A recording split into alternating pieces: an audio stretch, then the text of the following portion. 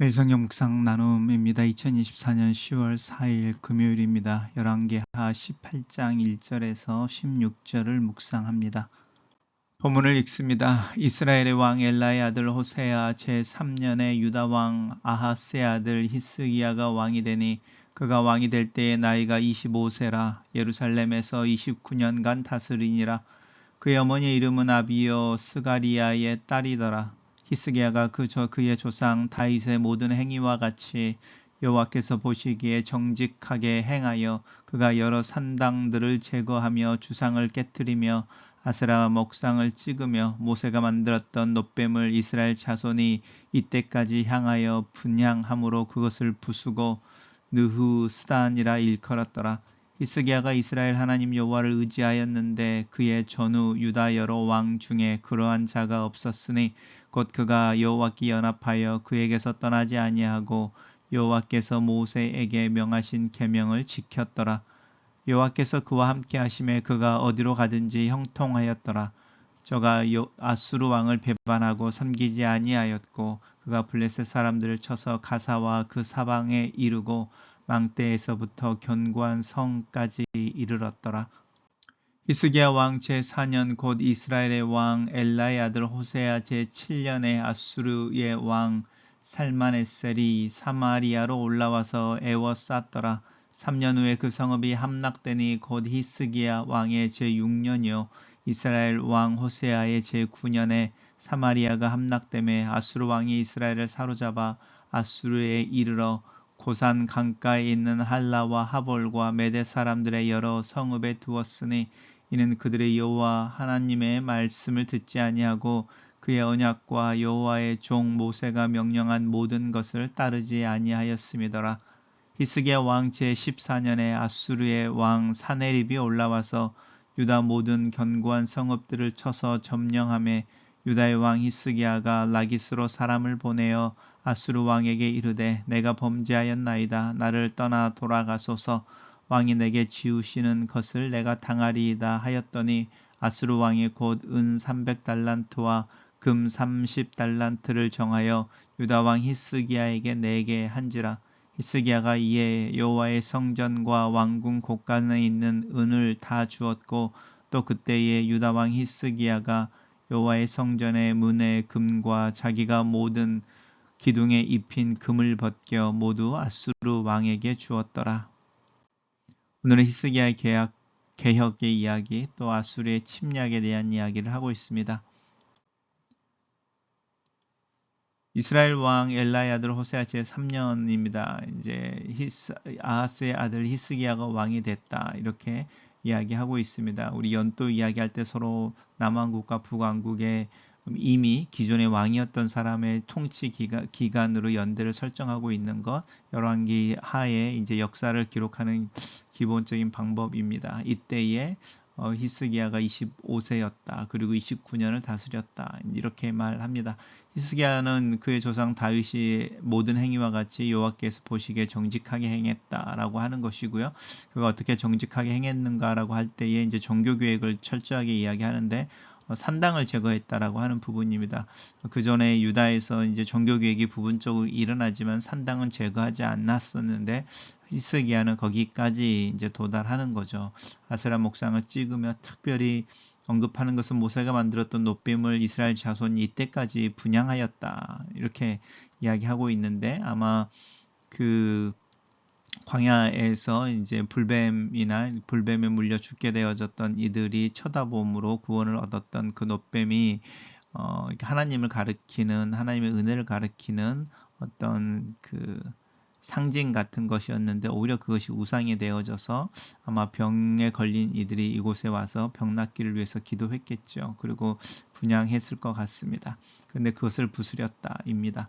히스기야가 여호와 하나님을 의지하였다인데 그의 전후 유다 여러 왕 중에 그런 자가 없었다라고 이야기하면서 다윗의 모든 행위와 같이 여호와를 섬겼다라고 히스기야의 이야기를 합니다. 곧이라고 말하면서 그런 모습이 어떤 모습인지 여호와와 연합하여서 그에게서 떠나지 아니하고 또 모세에게 명령한 계명을 지켰다라고 하는 부분이고 이 부분이 우리 다음에 보면은 이제 북이스라엘이 아수르에 대해서 멸망하게 되는데 멸망하는 원인의 반대의 이 급부입니다. 이 부분을 잘 보시면 좋겠습니다. 히스기야로 인해서 유다의 구군이라고 하는 부분이 하나님이 허락하셔서 더 진행되어지는 것을 볼 수 있습니다. 그래서 그와 함께 하심에 그가 어디로 가든지 형통하였다. 정말 오랜만에 듣는 이렇게 읽게 되어지는 본문인 것 같습니다. 그가 아수르 왕을 배반하고 섬기지 아니하였다. 그리고 하나님이 함께 하심으로 블레셋에 가서 가사와 그 사방을 치고 견고한 성에까지 이르렀더라. 이렇게 그 나라가 영토가 확장되어지는 부분까지 전형적으로 하나님에 의해 축복을 받고 또 인도함을 받는 왕의 모습을 보여주고 있습니다. 이에 반해서 이제 다시 연대를 바뀌어서 히스기야 제4년입니다. 호세아 제7년에 이 사말 에셀이라고 하는 아수르의 왕이 사마리아로 와서 3년을 이렇게 포위하고 에워쌌는데 3년 뒤에 성읍이 멸망했다라고 하면서 이제 북이스라엘의 멸망입니다. 북이스라엘 멸망되어져서 이스라엘이 사로잡혀 가서 아수르에 있는 고산 강가에 있는 여러 성읍에 흩어져 살았다. 이제 이유가 있습니다. 왜 북이스라엘이 멸망했는지 여호와의 말씀을 듣지 아니하고 그의 언약과 모세가 명령한 모든 것을 따르지 않았기 때문이다. 라고 하는 부분입니다. 히스기야가 이야기했던 내용과는 다른 부분이죠. 그것이 북이스라엘 멸망의 원인이고 또 다른 부분에서는 이제 여로보암의 죄라고 하는 우상 숭배에서 벗어나지 않은 것에 대한 이야기를 이제 하고 있습니다. 다만 이제 히스기야가 그렇게 하나님과 연합하여 모세를 통해서 가르치는 것들을 다 따라 행하고 다윗의 종과 같이 모든 길을 하나님이 보시기 합당하게 행했던 그 히스기야가 이제 제 14년이죠. 14년이니까 이제 북이스라엘이 멸망을 하고 나서 한 10년쯤 지난 후겠죠. 4년, 이제 3년이면 7년이고 14년이니까요. 7년 뒤에 이제 아수르 왕 사나에립이 올라와서 유다를 포위했을 때에 이 히스기야가 하나님을 향하지 않고 정치적인 어떤 전략이나 선택을 하게 되는 거죠. 그게 이제 화친을 하는 겁니다. 그러면서 내가 범죄하였으니 돌아가시면 내가 이렇게 당신이 원하는 만큼 이렇게 조공을 바치겠다. 이제 이렇게 이야기하는 것이고요. 은 300달란트, 금 30달란트를 정해서 줬다. 이제 그 고대에는 은이 더 사실은 귀한 보석이어서요. 더 많이 달라고 했던 것 같습니다. 그리고 이것을 내기 위해서 여호와의 성전과 왕궁 곳간에 있는 은을 다 주고 또 금을 만들어내기 위해서 벗겨서 성전의 문의 금과 또 자기가 기둥에 입힌 금들을 벗겨서 아수르 왕에게 주었다라고 하면서 처음에 히스기야가 보였던 그 하나님을 향한 열망, 열정, 또 순수함이 사실 상황이 어려운 상황에서 그렇게 유지되어지지 않은 안타까운 모습도 보게 되는 것 같습니다. 단락을 요약해 보겠습니다. 남유다 히스기야 왕은 여호와 보시기에 정직하게 행하여 하나님을 의지하고 아수르 왕을 섬기지 않았다. 하지만 북이스라엘이 아수르에 멸망한 후에 히스기야는 아수르 왕에게 화친을 청한다. 이렇게 정리해 봤습니다. 매일 성경의 묵상 나눔입니다. 히스기야는 남유다의 20명의 왕들 중에 얼마 되지 않는 선한 왕입니다. 그의 아버지 아하스는 심히 악한 왕이었고 그의 아들 므낫세 또한 우상 숭배의 길을 간 왕입니다. 아버지의 불신이 아들의 불신이 되지 않고 아버지의 믿음이 아들의 믿음이 되지도 않습니다. 부모의 신앙이 자녀에게 큰 영향을 미치는 것은 사실이지만 이 또한 무조건적이거나 절대적이지는 않아 보입니다. 한 사람 한 사람을 향한 하나님의 부르심이 중요하고 그 부르심에 반응하는 개인의 결단과 순종이 중요합니다. 믿음의 가정에 태어난 것에 자부심을 느낄 뿐만 아니라 오늘 내가 어떤 자세로 하나님 앞에 서 있는지 점검하는 것이 중요합니다.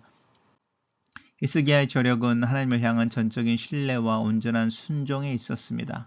그가 주께 충성을 다하고 계명을 지키자 하나님도 그와 함께 하셔서 그를 아수르의 속박에서 벗어나게 하고 블레셋 지역의 정복을 형통하게 하십니다.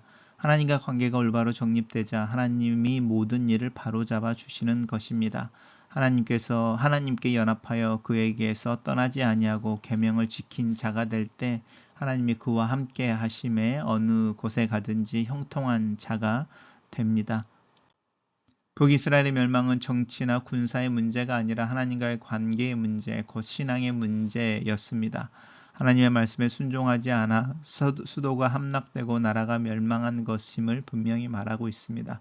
우리는 하나님의 백성, 말씀의 사람들입니다. 오늘도 겸손히 주님의 말씀을 듣고 따르기 위해 그 말씀 앞에 서는 경건의 훈련을 게을리하지 말아야겠습니다.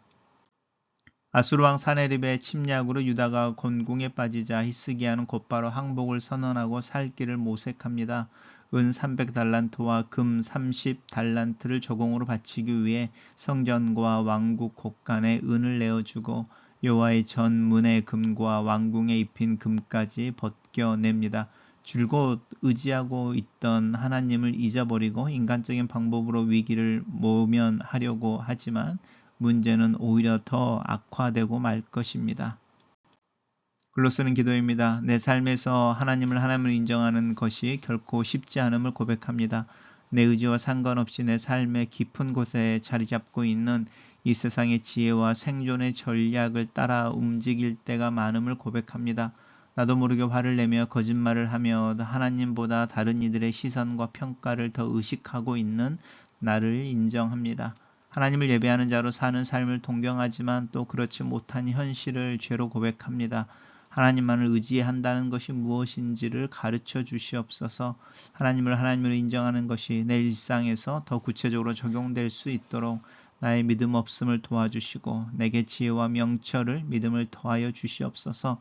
내 마음이 나뉘지 않고 온전히 하나님 앞에 있는 하루가 되게 도와주시옵소서. 예수님 이름으로 기도합니다. 아멘.